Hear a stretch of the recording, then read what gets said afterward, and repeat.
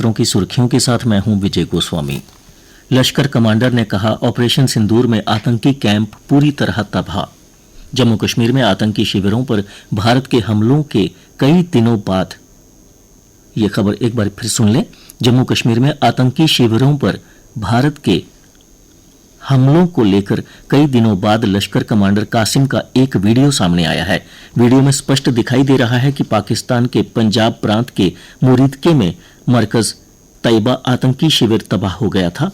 7 मई को ऑपरेशन सिंदूर के तहत पाकिस्तान और गुलाम जम्मू कश्मीर में 9 आतंकी ठिकानों को निशाना बनाया गया था। एक वीडियो में लश्कर कमांडर कासिम खुलेआम युवाओं से मुरीद के स्थित आतंकी शिविर में दौराए सफात प्रशिक्षण कार्यक्रम में शामिल होने की अपील कर रहा है। ऑपरेशन सिंदूर में नहीं छोड़ी सबूत मांगने की गुंजाइश, वायुसेना प्रमुख बोले। दुनिया ने देखी ताकत, पाकिस्तान में आतंकी ठिकानों को चुनकर बनाया निशाना। हर लड़ाई की चुकानी पड़ती है भारी कीमत।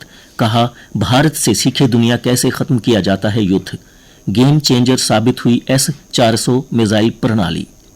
उधमपुर जिले में शुक्रवार रात सुरक्षा बलों और आतंकवादियों के बीच शुरू हुई मुठभेड़ में सेना का एक जवान घायल हो गया।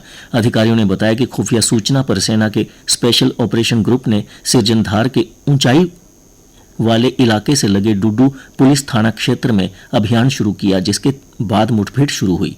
जम्मू के पुलिस महानिदेशक का कहना है, मुठभेड़ जारी है। श्रम विभाग की ओर से शुक्रवार को सेवा पर्व 2025 के तहत स्वस्थ नारी सशक्त परिवार अभियान विषयक ऑनलाइन वेबिनार का आयोजन किया। वक्ताओं ने महिलाओं की शिक्षा, स्वास्थ्य और सामाजिक कल्याण के लिए काम करने पर जोर दिया। वेबिनार में 1000 से अधिक प्रतिभागियों ने लिया हिस्सा। नवरात्र की तैयारियों के लिए खरीदारी जारी है। दुकानों पर कहीं माता की चुनरी तो कहीं रामलीला के लिए पोशाकें सजी हुई हैं। नवरात्र के साथ जीएसटी में राहत को भी ग्राहक कैश करने की तैयारियां कर रहे हैं। पंचतीर्थी स्थित बिल्लू मंदिर में शुक्रवार को रामलीला मंचन अभ्यास के दौरान कलाकारों ने सीता हरण प्रसंग प्रस्तुति दी। सीता का किरदार नाजुक और रावण का मदन रंगीला निभा रहे हैं। जीते जी रक्त करें दान, मृत्यु के बाद अंगदान। प्रधानमंत्री नरेंद्र मोदी के 75वें जन्मदिन के उपलक्ष्य में भारतीय जनता पार्टी ओबीसी मोर्चा ने सेवा पखवाड़े के तहत विशेष पहल करते हुए अंगदान संकल्प शिविर का आयोजन किया। बदलते मौसम के बीच मां वैष्णो देवी की यात्रा जारी। शुक्रवार को दोपहर तक मौसम साफ रहा। इसके बाद त्रिकुटा पर्वत पर बादल छा गए। उधर श्रद्धालु मां के दरबार के लिए प्रस्थान करते रहे। बैटरी का रोपवे, केबल सेवा के साथ श्रद्धालुओं ने हेलीकॉप्टर सेवा का भी लाभ उठाया।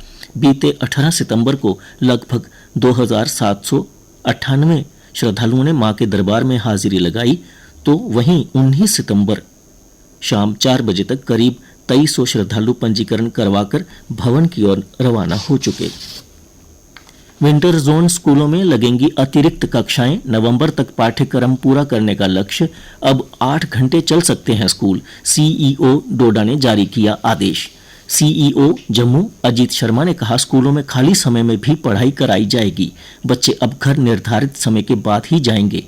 इस बारे में निर्देश जारी कर दिए हैं। उद्योग से भाग रहे निवेशकों का भरोसा बढ़ाने और प्रोत्साहित करने के लिए कठुआ के भागथली औद्योगिक क्षेत्र में 320 मेगावाट का ग्रिड स्थापित करने की तैयारी की जा रही है। मुख्य अभियंता विद्युत वितरण के थापा ने कहा, भागथली में नया ग्रिड स्थापित करने के लिए निविदा प्रक्रिया चल रही है। इससे बड़ी इकाइयों को पर्याप्त बिजली मिल सकेगी।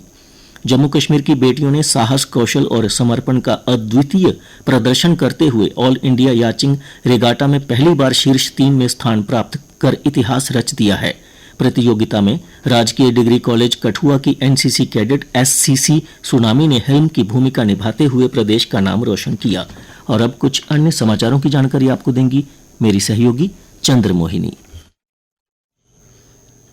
धन्यवाद विजय। केनरा बैंक ने आपदा राहत के लिए सीएम को 25 लाख का चेक सौंपा। मुख्यमंत्री उमर अब्दुल्ला को आपदा राहत के लिए केनरा बैंक के महाप्रबंधक और अंचल प्रमुख मनोज कुमार दास ने 25 लाख रुपए का चेक सौंपा। बैंक अधिकारियों ने कहा कि ये योगदान आपदा प्रभावित लोगों को राहत पहुंचाने और प्रदेश में राहत कार्यों को सशक्त बनाने के लिए किया गया है। पीएम पीएम मोदी के कंधे पर चमकने वाली पश्मीना शाल पाने के लिए मची होड़। प्रधानमंत्री नरेंद्र मोदी को सिर्फ कश्मीर की वादियां ही नहीं बल्कि यहाँ की रंग बिरंगी शाल भी बेहद पसंद है। उसमें भी कानी और सोजरी पश्मीना पहले पायदान पर है। अब खेल समाचार। भारतीय टीम की लगातार तीसरी जीत, ओमान को 21 रन से हराने में छूटे पसीने। अबू धाबी, आमिर कलीम और हमान मिर्जा विकेट पर थे और ओमान को जीत के लिए 16 गेंद में 40 रन की जरूरत थी, लेकिन हार्दिक ने कलीम का बाउंड्री पर दर्शनीय कैच लेकर भारतीय टीम को राहत दिलाई। जूनियर स्पीड स्केटर अनीश ने चीन में कांस्य पदक जीता। अनीश राज ने चीन के बेईताहे में हुई 73वीं इनलाइन स्पीड विश्व चैंपियनशिप में जूनियर पुरुषों के 1 लैप रोड स्प्रिंट में कांस्य पदक जीता। विश्व कप से पहले बेटियों के पास श्रृंखला जीतने का मौका। नई दिल्ली, दूसरे मैच में रिकॉर्ड जीत से उत्साहित भारतीय महिला टीम शनिवार को यहां 3 मैचों की एक दिवसीय श्रृंखला के निर्णायक मुकाबले में ऑस्ट्रेलिया के खिलाफ पहली वनडे श्रृंखला जीतकर विश्व कप से पहले अपनी उम्मीदों को पंख लगाने की कोशिश करेंगी। भारतीय महिला टीम अभी तक द्विपक्षीय वनडे श्रृंखला में विश्व चैंपियन ऑस्ट्रेलिया को नहीं हरा पाई है। अगर वे यहां जीत हासिल करने में सफल रहती है तो इससे उसका 30 सितंबर से शुरू होने वाली विश्व कप से पहले आत्मविश्वास बढ़ेगा। और अब मौसम की जानकारी। मौसम विज्ञान केंद्र श्रीनगर के अनुसार आज मौसम आमतौर पर खुश्क रहने की संभावना है। कल का अधिकतम तापमान 33 डिग्री सेल्सियस और न्यूनतम 25.2 डिग्री सेल्सियस रिकॉर्ड किया गया। आज सूर्यास्त 6:31 पर और कल सूर्योदय 6:19 पर होगा।